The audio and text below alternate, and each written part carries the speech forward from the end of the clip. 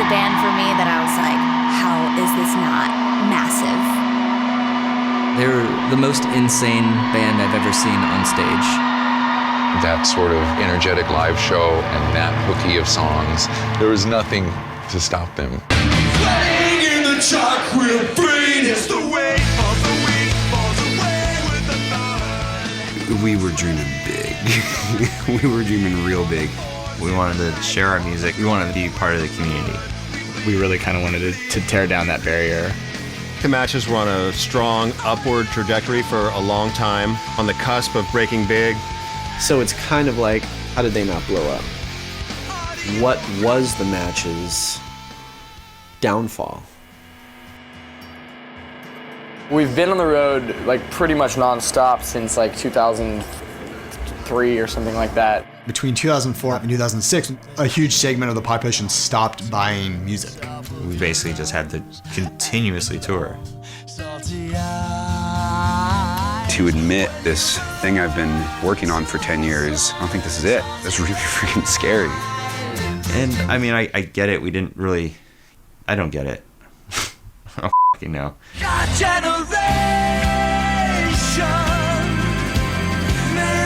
The love that they showed each other and the fans, it touched a lot of people's lives. There's no level that means you made it. Any artist that gets to create something that changes anyone's life has made it.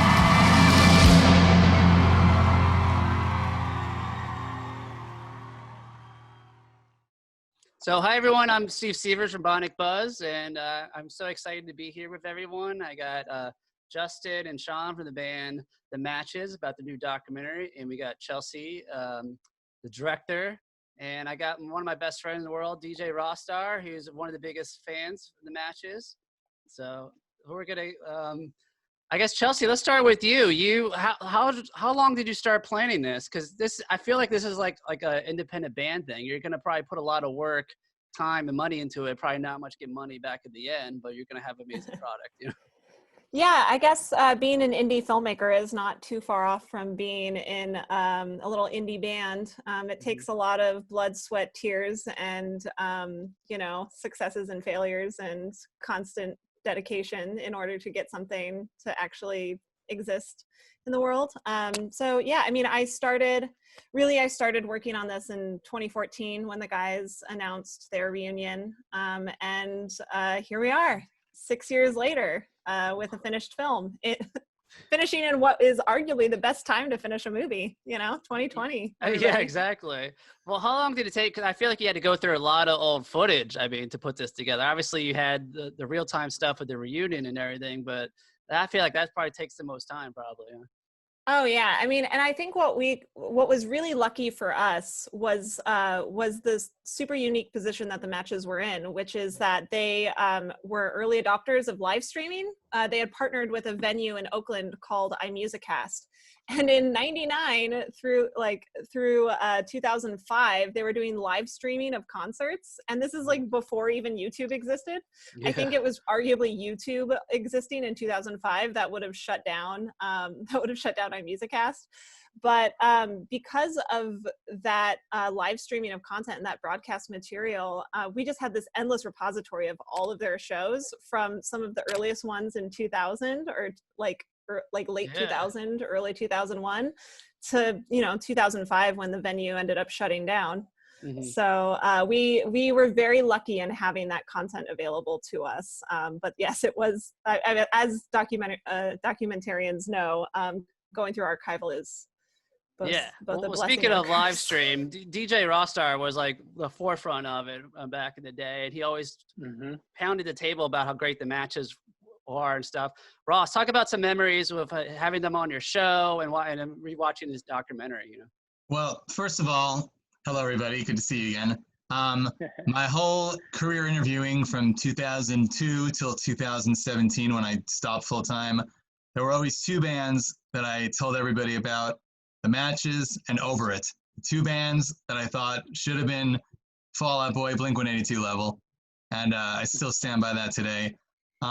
What's great is if you go onto YouTube and you look up DJ Rossstar, The Matches. I actually have both appearances on my show on YouTube, which is amazing because for like 10 plus years, the main time frame that I did my live show was on Stickem.com. And when Stickem shut down in 2014, every video I had ever done was just gone. Oh man. I mean, we can talk about that later on about regrets in our careers. But that was something that I was really bummed out about. But luckily, at Havoc Television, which is owned by Jim from Pennywise, they had come to a few of my shows and filmed them with real cameras, HD. And luckily, The Matches, you guys were one of those episodes. I think we only did like 6 of them. So that's still up there on YouTube. And so is the DIY one that we filmed when you guys were just playing right there in the bedroom. And I think that show I had like 5 different bands on in one night. This is when like rock music rock music was really thriving then. People really cared about music and guitars, and everybody who came over, they were just watching you guys in amazement. We had some real punk guys there with tattoos everywhere, tough looking guys. And as soon as you were just screaming, literally just screaming with acoustics in my room, everybody I think was blown away, as I was my whole time. Add it. DJ Rossstar did a live show from his apartment in Los Angeles. It was amazing how the bands come over here.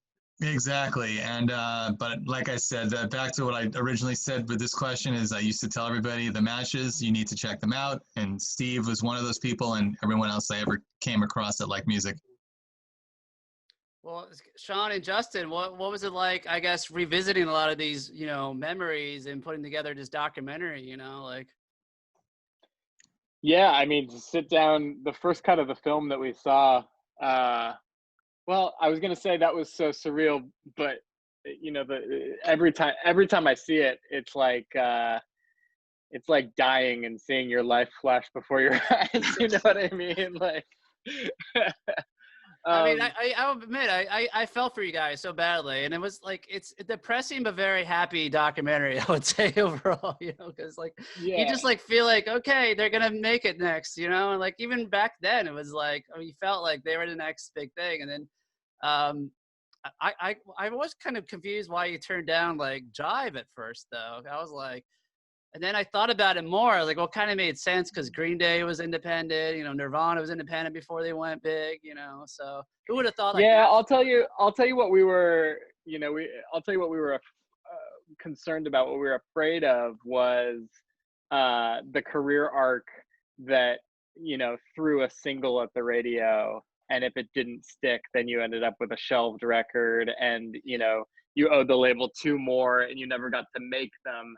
There were all those kind of warning stories, and we just wanted to play shows. We wanted to be out there with our fans, and we wanted to write songs and make records. So I think everything we did was to kind of continue doing the grassroots sort of growth, that trajectory that we were on, that felt right. And we didn't want to skip the steps on the way and hobble ourselves at the knees. Now that said, I don't, you saw the film. I don't know necessarily that you can game things out like that, but we may have had a longer career being able to tour for almost a decade than some other bands. Like, I'm just thinking what are some bands at the time that I know had like a real big problem with the record label? Like, I think Maxine was one of them that I really loved.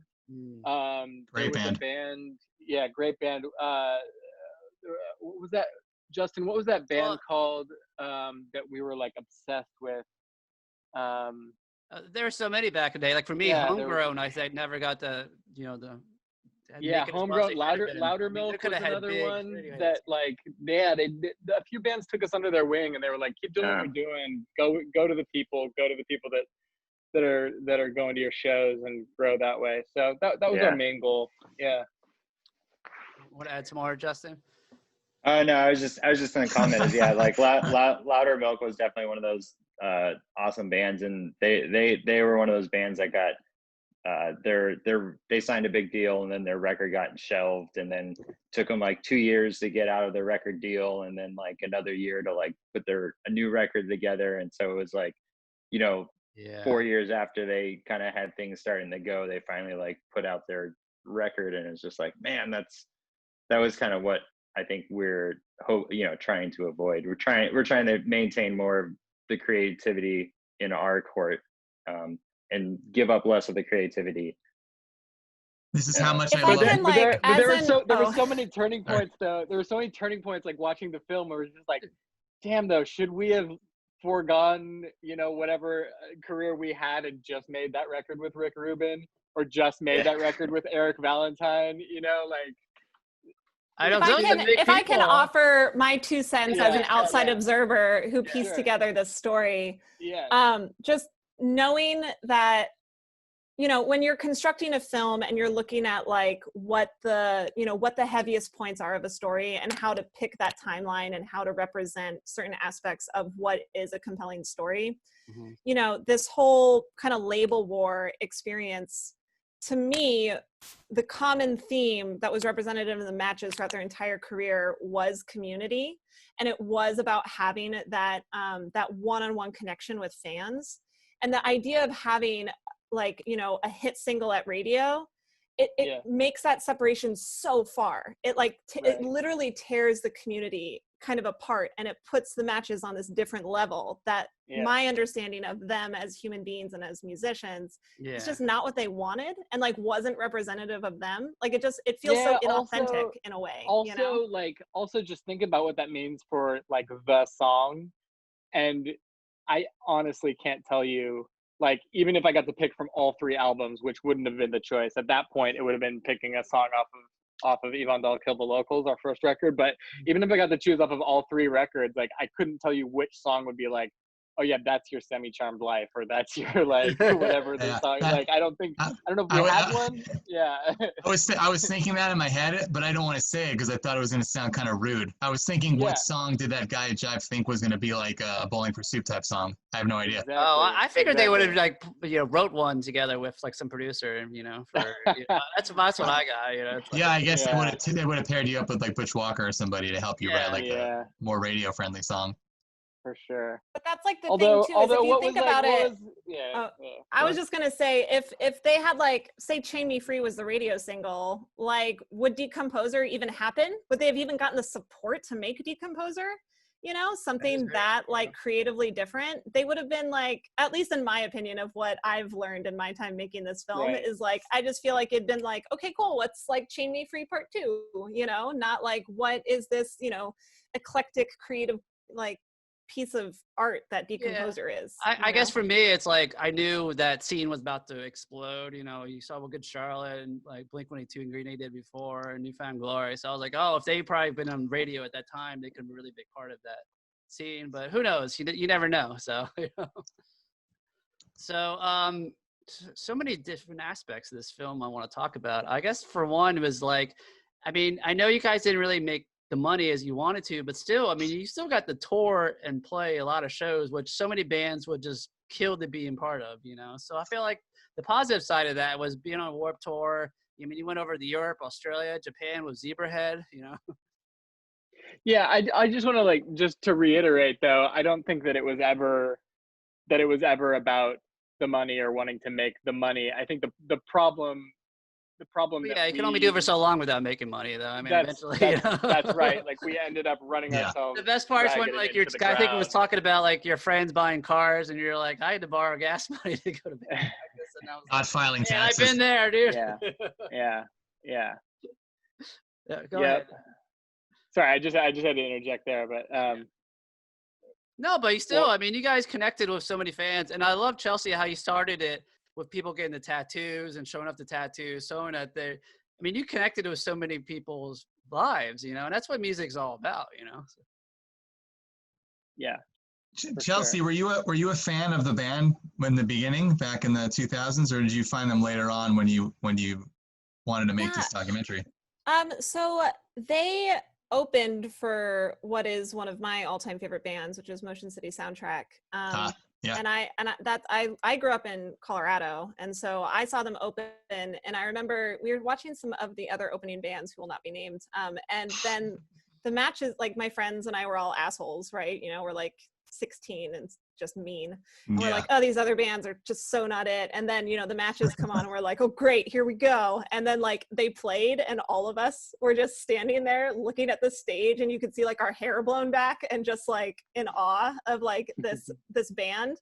And especially one of my friends from high school, he was just like, that was the greatest thing I've ever seen in my life. And we became really big Matches fans, And when I moved out to the Bay Area, I applied for art school. So for film school actually. And I had a project. I had to do like a little documentary for my, my school project in college. And I connected with Shawn, and he like let me film them for a night when they were in town on tour, and that's kind of how I got connected with the guys. And I ended up doing some work for John's band when he was in Bird by Bird. I did some work I painted some reds for the Yankees video too, which that's awesome. Technically like didn't translate. It was a mess, but anyway, and just became friends and like kept in touch. So then like when they reunited, I jumped in again at the chance to help them with video. So did you like raise money for it, or like a Kickstarter, or you just kind of just put out of your pocket, out of my empty pockets? There you go. I had not one but two Kickstarters for this film. So we had one for production and then one for post-production. That's good. So yeah, the fans were great. Was there like a grand prize if you spend a certain amount of money, or? There was for the first Kickstarter and not for the second. But what was the first prize? So the big one on the first Kickstarter was a private show, and somebody did go for the private show. So that's awesome. It was fun. That show feels like ages ago now. Billion years ago. Yeah. Yeah. Yeah, it was a long time ago ago or something. Yeah. It was 2015. Yeah. Steve and I both watch a lot of music documentaries, and I just finished this one right before I jumped on, and I think it's one of the best I've ever seen. And visually, it looks great. You did a really good job.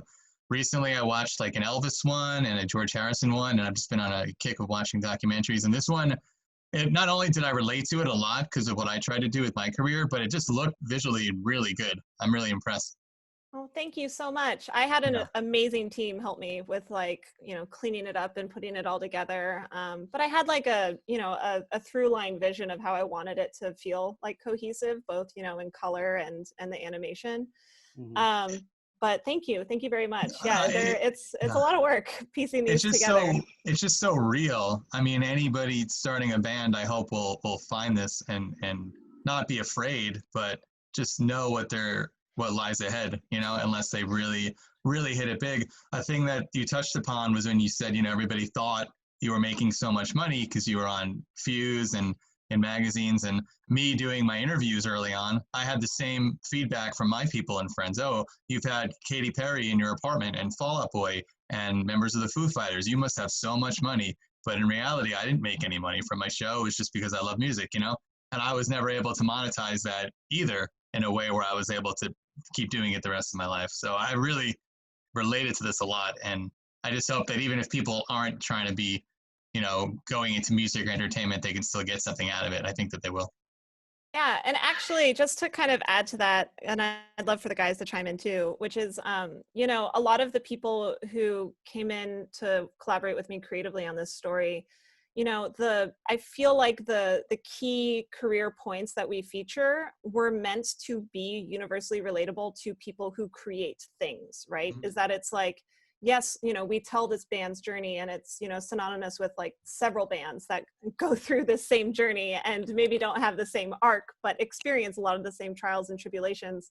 But it's not just musicians, filmmakers deal with this same, kind of journey, and, painters, artists, anyone who creates something that is like from their heart that they want to like bring to an audience deals with the same thing. And especially now in the digital era, where we need to be so conscious of how we are monetizing or how we are trying to sustain and like create platforms for like making art that is sustainable for the artists. Like it's universally true, I agree. I made this joke the other day when I was doing interviewing live on the internet. There was no competition back then, and because of that, there was also no advertising money. And now that I don't do a show anymore, there are like 1,000,001 shows that were like mine. So I probably wouldn't have any money now either because they wouldn't know who to throw the advertising bucks at. Yeah.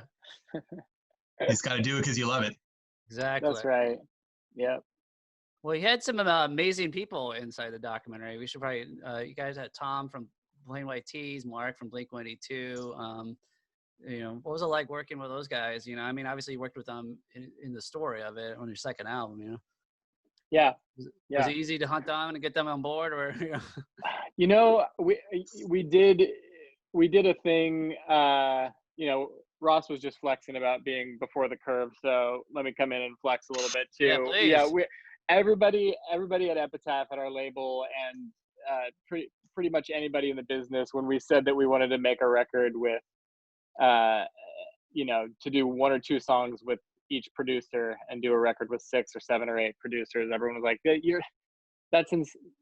you'll never make a cohesive record that way. And now, of course, if you like look at all the records that are at the top of the charts, there's 6 or 7 or 8 producers on everything. Yeah. So, yeah, that was like very much not done. You went at that time. You went into a room with one person, but you know, I think Justin, what I'm trying to remember exactly why. Here's what I'm going to say. Here's the reason why that I'm going to give for wanting to do that. And Justin, correct me if I'm wrong, but like, there was also a sense that like things are going really well, and I don't know how long that will happen. If we choose just Mark Hoppus or just Nick Hexum from 311 or just Tim Armstrong from Rancid to do an entire record, like we'll never get to work with these 6 other guys that all said that they would like to produce us too. Oh, that's a great like, point. This could be, if you know, if we only get to make 3 records, like let's work with all of them. It was kind of like as we kind of like had the opportunity to meet these people and like doors were opening for us and we were kind of really actually feeling like we're, you know, on an upward trajectory. It was kind of like every time we met somebody, we're like, did you want to work on a record? And it was kind of like taking advantage of that opportunity as it happened. But at the same time, another reason why we had like even more producers was because the kids that we grew up with that we recorded our first record with, we were also really wanted to bring them up and not just like get them intern jobs, but like get them producer credits on an Epitaph record and stuff too. So Mike Green and Matt Radosevich were 2 guys that we did Yvonne Dahl with, and they both still have full-time careers recording bands and music even now. So, you know, maybe that's something that I'm like kind of proud to have had a part in, was to be able to, you know, bring up some more people from our scene, from our circle beyond the band. Yeah. Well, Yeah. speaking And, of, go ahead, Chelsea. Oh, I was just gonna say, and bringing in some of these folks into the movie. I mean, honestly, like it took a while to get Mark's schedule aligned. He was literally the last interview we put in, but like he was genuinely stoked to be involved. You know, like he had nothing but wonderful things to say about the matches and everything he had hoped for them.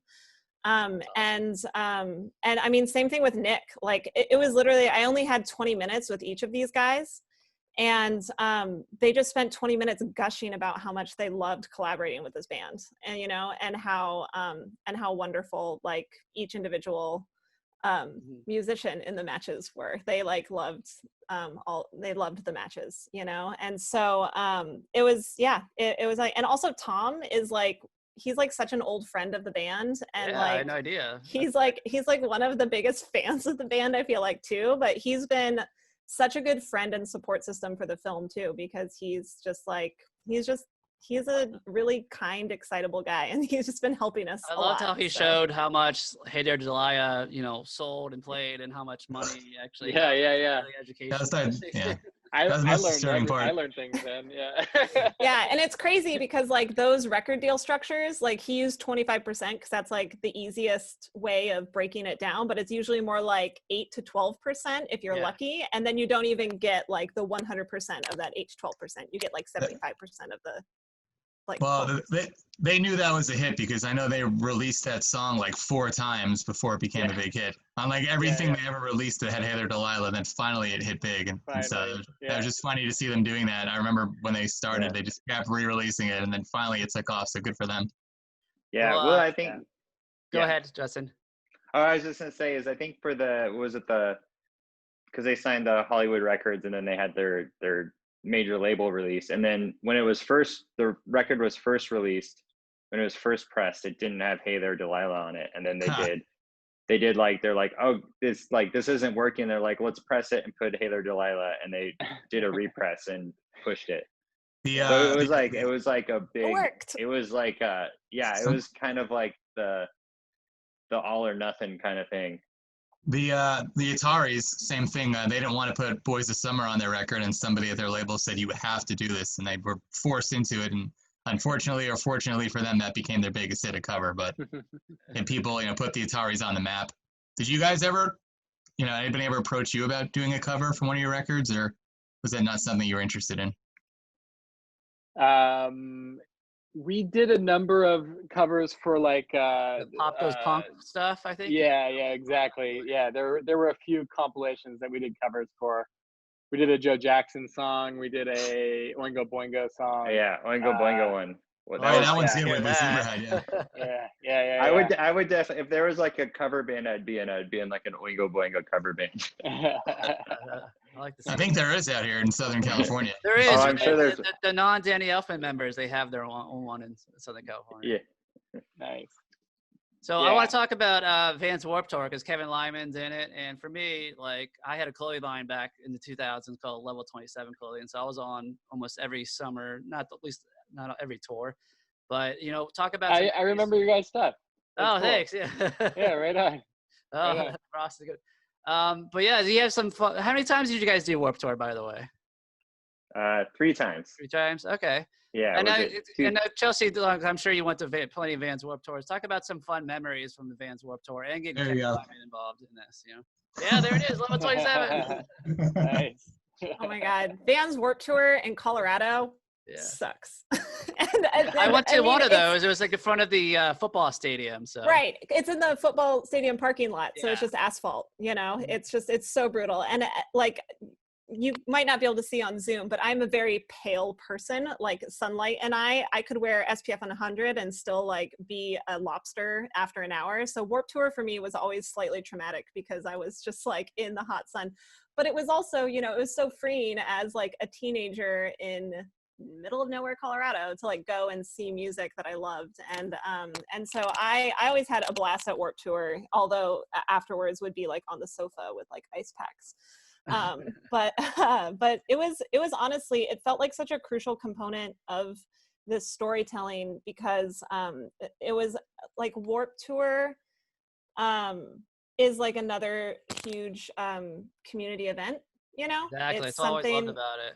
Yeah. And like I said, every chapter that is told in this story was meant to tie directly into community, and that's exactly what Warped Tour gave us, was like an entry point to show the matches going from, I think like the scene that we titled it was like from local band to like international band, is that was like the jump that had to be made there. And Warped Tour is such a big proprietor of that. And Kevin was one of the easiest people to book for an interview. I think I just like cold tweeted him. I was just like, hey, Kevin, you want to be in a doc about the matches? He's like, love those guys. Here's my email, That's awesome. And it was so easy, and a lot of the people in the film were like Twitter cold calls, like Cassidy Pope too was another one where I just said, hey, interested? She was like, what? Yes. So, good Warped Tour family. I'm glad you captured all the or some of the videos of them playing outside after the shows, because I was there for those and they were amazing to see. And to this day, I don't think I've ever seen another live band where you go outside at the end of the show and they're there playing again. I don't think anyone's ever done that since. So it's cool that you put that in the video. Yeah, actually, a lot of those were supplied by fans because that's a big part of the matches is again like that, like connection, that community, that intimacy, of being there. And That's why I love that line from Angie Dunn, their old booking agent, where she says they could be playing Madison Square Garden and they'd still be out on the sidewalk causing a ruckus on the streets. And it's so true, you know, like headlining Madison Square Garden would still result in a sidewalk attack. Shawn and Justin, any memories from Vans Warped Tours past? Yeah.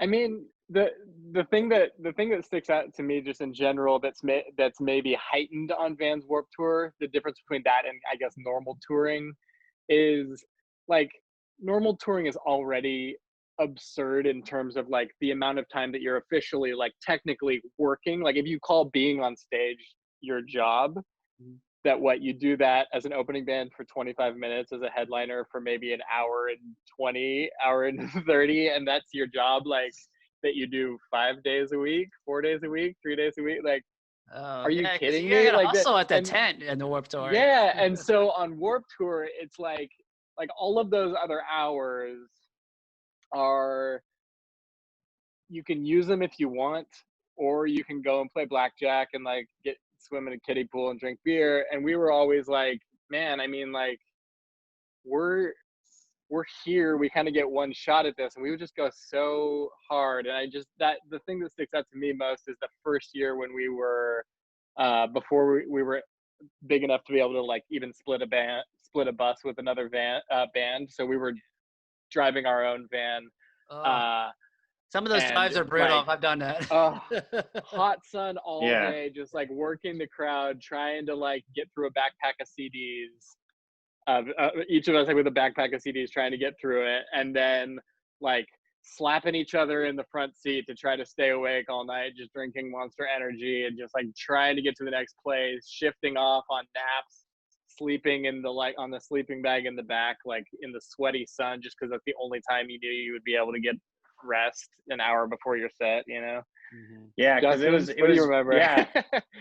Well, I mean, I was gonna say about like those drives and the tours. Yeah, the first year we did the whole tour in the van, and the thing is they would never go from like one market to the next market. They'd always like skip a market. So you would do something like you go like play, and then the show would end at like 8 9 at night, and then you had like load in at like 7 the next day. So you drive like you go like San Francisco to Portland, then to Sacramento, professional and then Seattle. drivers. I learned that they picked the best selling dates on Saturday, so that's why I never go to the loop. So like that's San Francisco is always on a Saturday, I remember. Yeah, so there would be times we go like San Francisco to LA, and then you drive back up to like Sacramento, and then down to San Diego, and then over it's just crazy, and then Santa Fe, and then Phoenix or something. I don't know, like it was just once we were able to do it in a bus, it was like it was normalized. Then it was just a tour, but man, all those bands following that tour in a van, like hoping to make their break, like oof, you earned your stripes on that one. In 2004, I paid the money to be official sponsor, so I lived on the tour bus. But the cost I didn't make any money by the end of it, though. Sure. It was nice waking up and like 7 o'clock. Okay, setup time. That's awesome. Go ahead. Any other fun Warped Tour stories? I missed Warped Tour, man. I was so sad when it went away. But I mean, everything is bound to end at some point. I think another great thing about Warped Tour was it gave a lot of like younger bands like a big opportunity to travel and have access to like the entire United States and go play a show that had kids there.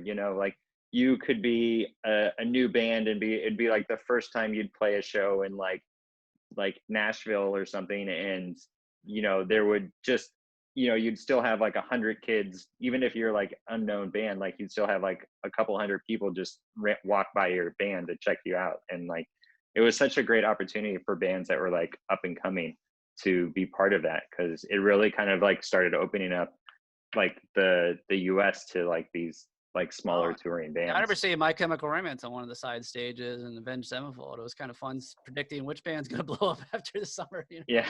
You never know. That's part of the game. I was about to say, unfortunately, you just never know. But I appreciate you guys for always being so cool to me and so real. I mean, whenever people would say, out of all the millions of interviews you've done, who are your favorite people? And the matches always came to my mind right away. It's because you were like real people. You didn't come in with like an ego or an attitude, you know?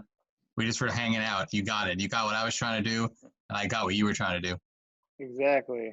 And Well, Chelsea did an amazing job capturing that, I feel like, in the documentary too. So Thank you. That's like universally been a lot of the feedback the film has been getting, which makes me really happy. We've had a few reviews come through so far, and many, like the majority of the reviews are not people who did not know who the matches were previous to watching the film, and they love them by the end of it. Like every single review so far says, I had no idea who the matches were at the start of this, and I have been listening to them constantly since I saw the film, which nice. Yes. Yeah, honestly, that was the plan. but also like the big argument that they're making is it's because these guys are so just, they're people, you know, they're there is no ego there. And that's been a thing that's been coming up a lot in the interviews and the conversation around the film, is that and I think Shawn will remember this because he flagged to it too, is that like, you know, these guys didn't want to be rock stars. They didn't want to be this like big celebrity thing, is that they just wanted to make music and be part of the community. And I feel like that's a big part of that idea, and that like passion for what they were doing and what they were creating is what carried them through to having a successful reunion, you know, is that if they were rock stars that people, you know, just maybe didn't have that connection with, I don't think it would be as successful as it was, you know? So. Yeah. I hope you keep it going, man, in 2025 when we're allowed to have live shows again. I hope you go full force. Man. Please do. Call Peter and the rest of the guys in Over It and do a co-headlining, like real reunion tour. That's what I'm waiting for. Yeah, that would be fun. I still talk to Peter all the time, so I'll tell him you said hello. Right on. Peter did some sound work on our film too. Amazing. Yeah. I love hearing that. I love hearing that too. Yeah. So cool. Yeah, cool. I think my biggest thing was just fun to go back and like actually like, oh, I haven't listened to the, you know, Salty Eyes in a long time, and actually jump on, you know, Apple Music and remember how great all the tracks are. So I hope this brings a new introduction to either people that have either forgotten about you or new people, like new fans, you know, for this documentary. Right on, man. Thank you. I think it will, because you were, even with Decomposer especially, you were putting in all different types of music into your record, and I think a lot of closed-minded Warped Tour kids maybe didn't really get it, but now a lot of artists today, especially the hip-hop artists, are doing that. They're mixing rock and pop and hip-hop all in one, and I feel like that's what you were doing, you know, 10 plus years ago, and maybe nobody really got it back then, but maybe now they'll finally understand what you were. Yeah, I mean, you know, pre-streaming, like when you wanted to be a fan, when you wanted to know a lot about a genre, you kind of had to pick a genre because you couldn't afford to buy all the records of all the genres. You know what I mean? Yeah. If you really wanted to get to know a style of music, you kind of had to choose, unless you're made of money. But now that we subscribe, I think that kind of eclectic listening and creation habits are kind of becoming more normalized. So I do like that about what's happening in music right now anyway.